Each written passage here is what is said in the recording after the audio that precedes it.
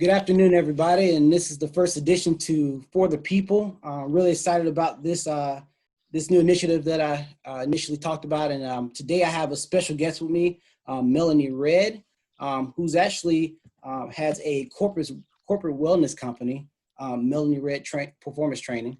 And Melanie, say hi to the people. Hey, everybody. Uh, Melanie, she and I kind of connected over LinkedIn, I would say a few months ago, right? And became quick friends, kind of collaborating over the same stuff we do. I work in, the healthcare space with insurance, and she obviously does a lot of, wellness and corporate training. So, Melanie, I really do appreciate you being on the show. First off, can you give everybody a high level, opportunity to give a high level what you do as far as like your job on a daily basis? Sure. Well, first, thanks for having me. I really appreciate it. So Melanie Red Performance Training is, it's an athlete and a corporate performance training company. So the work that I do with athletes, whether it's an individual athlete or a team in terms of performance and reducing risk of injury, is a model that I've scaled and taken that to the corporate wellness sector, where instead of training employees for sport, which sometimes happens, but instead of training them for sport, what we're trying to do is scale the athletic model down to meet companies and workforces where they are in terms of trying to get them healthier, having more energy, stronger, less risk of on-the-job injury, and then also to, produce more. So productivity is our end goal, and lower healthcare costs are our end goal there. So while most people would think like the two would be two separate businesses, it's two separate arms of my business, but the approach is very similar. I'm sorry, the approach is not similar. I approach athletes differently than I approach corporate wellness, but the end game is always better performance, less risk. When you're an athlete, we want to reduce risk of injury. For employees, we want to reduce their risk of becoming ill and therefore not productive. So we do that through a performance-based model. That's awesome. That's awesome. So let's get right into it. So when you are working with a group or organization, how can an employer identify a wellness program and if it's even right for their business? Well, a lot of people have corporate wellness programs now that consist of very general, it's more education based. And so, which is great. I mean, I think that's an important component. Education is an important component to corporate wellness, but for companies that don't have a corporate wellness program, or who have one and just aren't sure if it's firing on all cylinders, the things that they really need to look at are the things that are on paper. So those things are: how many sick days do our employees have? What is our productivity like, and where can we improve in those areas? And then generally, are our employees happy? Are we retaining talented people? And so those are the three things that, if your answers, lead towards needing to make changes, or that there's work to do, then that would be a high indicator that a corporate wellness program could actually help to solve a lot of those problems.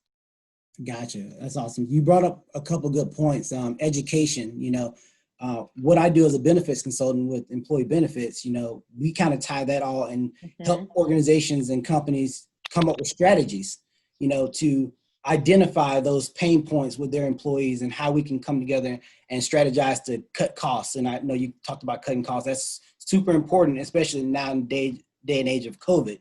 People are trying to find ways to save money. So I think having a wellness program like yours, how we actually, and our company, Marshall McLennan, how we will actually come together and we will work with someone like you in your capacity to help organizations come together and save them as much money as they possibly can.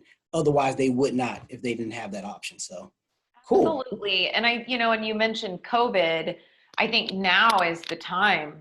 We Definitely. Oh, still don't absolutely. know a lot about COVID. We know that it's highly contagious, but what we also know about the immune system, it still applies to COVID. And I think that's the message that is really being lost right now, is that there are things you can do for your health and wellness on a daily basis that will reduce that risk. It doesn't mean you're not going to get COVID, but you can reduce your risk of getting COVID, of getting the flu, of getting cancer, diabetes, heart disease. Nothing is a guarantee, but we are trying to chip away at reducing that risk as much as possible and creating an environment in our bodies that make our bodies a bad host for disease, right? Okay. So a strong immune system is something that I'm extremely passionate about. And I think that people don't realize how much you actually have to train that in a way, and how,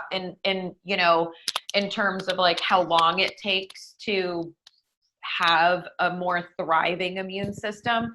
But that being said, I think that that's something that companies are now, starting to look at is there any way other than masks and distancing, which is important, what can we do from the inside out to help protect our workforce? And, if you've got 100 employees and you can keep 5 of them from getting sick, then that's an important factor. No doubt. Absolutely. So we talked about the employer and how it's important if they, invest in these programs. What would you think about, why would the employee want to do or be a part of these programs? Well, first, some don't. And that just is what it is. But there are things that you can do. There's a spectrum. There's the wellness. It's like a continuum.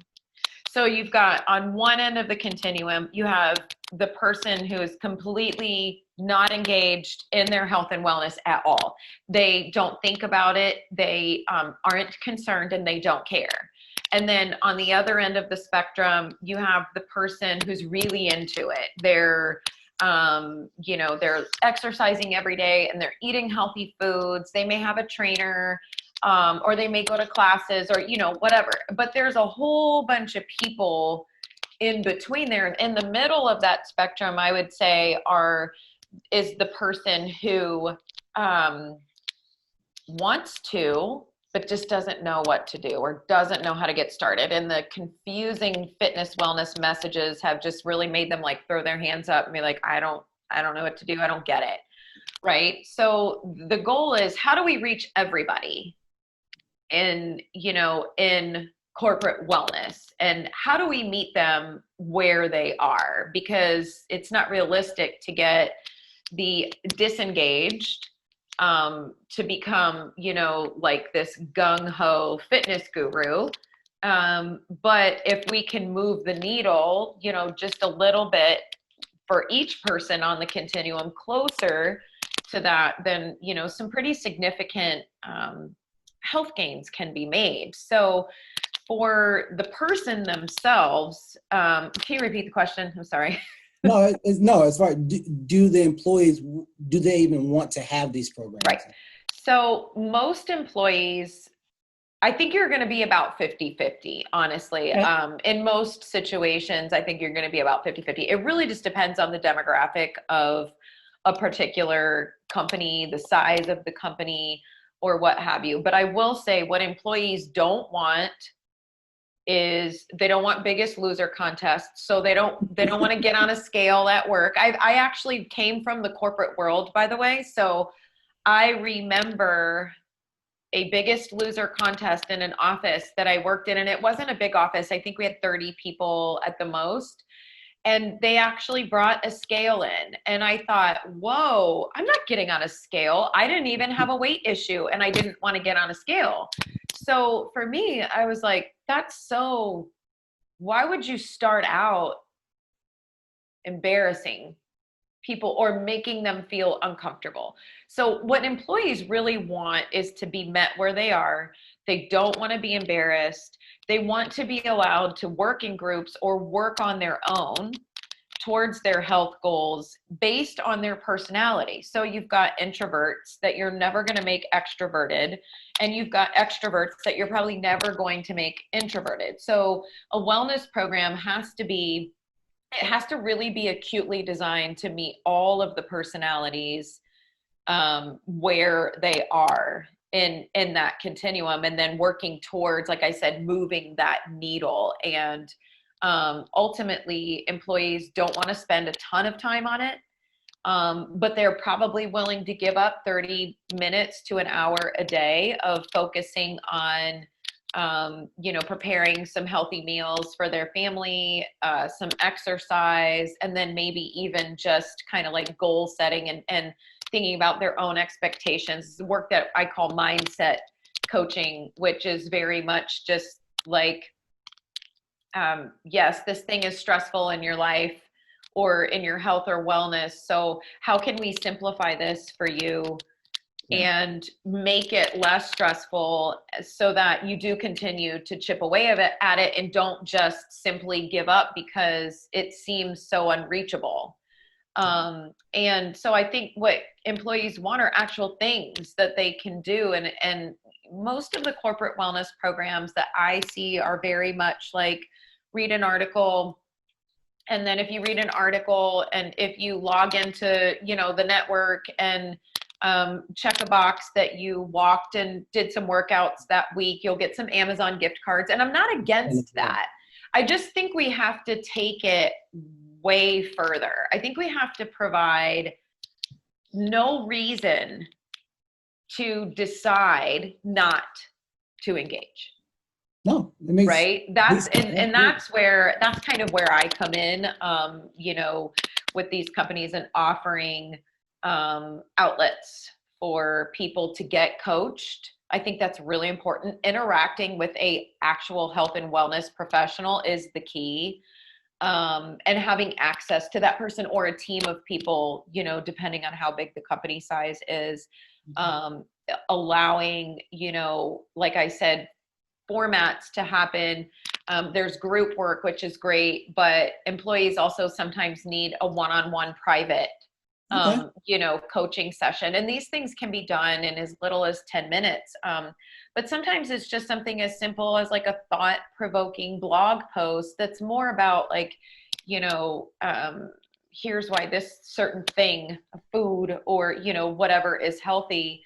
But a lot of the work that I do in terms of like blogs, in my app, for instance, and that's an interactive thing. So I write the blog on a topic, and then there's a comments section and we can kind of like comment back and forth. Or sometimes we'll do like a live topic based, Zoom session, and, the topic might be, self-care or stress management or how to get better sleep. And, it could be something fun and goofy, like preparing snacks and meals together live, in that like live setting. And it might only be like, 15, 20 minutes of their day. But offering a high level of interaction and engagement is, in my opinion, the key towards a longevity and successful wellness programs. Which I'm glad you said successful, because that actually trickles over to my next question. So once you establish a wellness program, in a company, when do you actually will see the results, like for the employees? Or even in my situation, like when we actually partner and we strategize with an organization, the results as far as financially, in your case, like physically, when would you actually see those results? How can you quantitate that? Yeah, the results on paper are going to take a few years to see. I would say if you saw, you're probably not going to see results after year one on paper. Okay. Year one is going to be very anecdotal.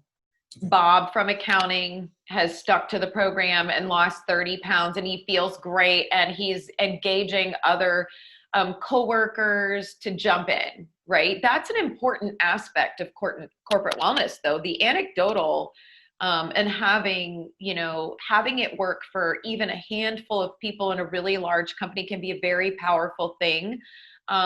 Because if those people become champions of the program and almost like ambassadors, then they're going to convince Susan, in HR to eventually do the same thing and maybe dip her toe in the water. So that's why, we can't expect every employee to jump in from day one. So that's why you typically aren't going to see results on paper in year one. You may see an improvement in productivity. You may not see a savings in health care. So there may not be like a real bottom line savings in year one, but you should have enough evidence that what you're doing, that you're on the right track. And if you have the right corporate wellness program, even though you may not see bottom line results in year one, you should have enough evidence to stay the course for year two. And then going into year three is when you really should start to see a difference in productivity, less sick days, and retention rates are better, less turnover. And there's other ways to measure that. I mean, you could always do like the employee survey. Although I think a lot of employees are not brutally honest on those. It depends on the culture, I think, of a company, but in terms of things that we can measure, you're really looking at the end of year three before you should decide, okay, is this working or should we change it? Or maybe it's working, but we really want to provide more, or we want to amp it up to see if we can kind of, move the needle a little bit further. But, as employers need to know, this is not an overnight success. And that is why it's a very difficult sell for a lot of companies. And some companies spend a lot of money on, their corporate wellness programs and then get very frustrated, rightfully so, because, they're just not working. So creating a partnership is really important. And having somebody, having professionals who can engage with the management team and the employees is a really critical part of the success. And then I take that one step further, and I would say the companies who are most successful, and I'm not really thinking about companies that I work with, but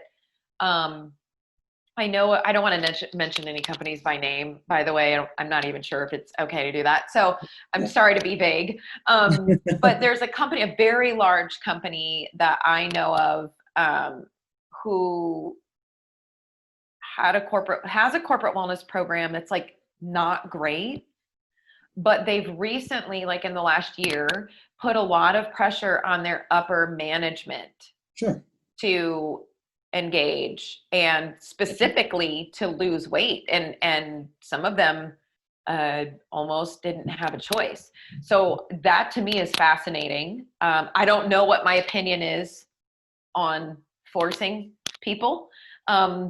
I'm not sure, and I don't know the ins and outs. It's actually a company I would love to know more about, but on that topic, I do think though that management has to be engaged to a certain degree, and they have to buy in as leaders of the people. So that's a pretty critical component that I think often gets lost. It's like, here's this thing we have and you should do it, and that's it. Yeah.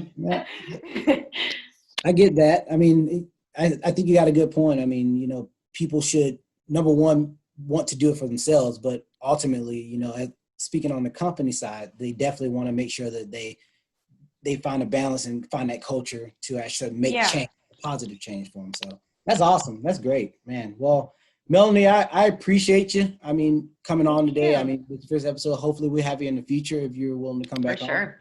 And, but everyone, go check her out. You can email her at melanie@mrperformancetraining.com. And her website is www.mrperformancetraining.com. Also check out our app, which is on the App Store and also on Google. You can find a demo of the app on iTunes. In order to actually, want to to be able to download it, you actually have to contact me directly for a link for that. Companies that are interested in corporate wellness, I create special links just for that company. And individuals can use the app as well. And I think there may still be some links to download it. But for individuals, I'm doing more customized work right now. So it does kind of require a conversation ahead of time. So it's a little different. It's on the App Store. In order to have automatic download on the App Store and for it to actually show up in a search, you have to have about $500,000. Cool. That's why Apple's got so much money. So I don't have that. Well, I've actually downloaded and talked to you personally about it. So I think everybody should definitely go do that. So awesome. Thank you. You're welcome. That wraps it up for this week for the people. Check me out next week where we'll have another guest, and we will talk to you soon. You guys have a great day.